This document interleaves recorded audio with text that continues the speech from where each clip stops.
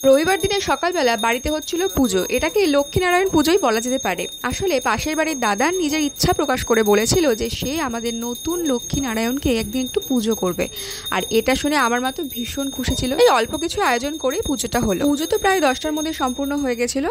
স্নান তো আগেই সেরে ফেলেছিলাম। তারপরে ডিম টোস্ট খেলাম বসে বসে। আমি আর মা সকালে টিফিনটা করলাম একসাথে বসে। ছুটির দিনে সাধারণত কিছু না কিছু কাজ থাকে, তবে এই সানডেতে কোনো কাজ ছিল না। সারা দিন বসে শুধু ল্যাদ খাবো, এটাই ছিল কাজ।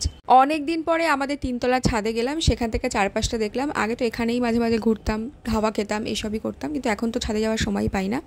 তো দুপুরবেলা খাওয়া দাওয়া পরে এক বাটি দই খেলাম। বিকালবেলা হতে না হতেই মা কেটে আনলো আম, সেটা আমটাও খেলাম। আমাদের এই পাড়ার একটা কাকিমা তাদের পুরনো বাড়ির ওখানে অষ্টম প্রহরীর খিচুড়ি এনে আমাদের সবার মধ্যে এরকম একটু একটু করে ভাগ করে দিয়েছিল। আর সেই খিচুড়িটা খেতে এত টেস্টি ছিল, আমি বলে বোঝাতে পারবো না, ভীষণ টেস্টি ছিল। সেদিন রাতেই আন্টি আঙ্কেল আমাদেরকে ইনভাইট করেছিল তাদের বাড়িতে খাবার জন্য। আর আঙ্কেল নিজে রান্না করেছিল চিলি চিকেন, তার সঙ্গে রুমালি রুটি কিনে আনা হয়েছিল, স্যালাড, মিষ্টি।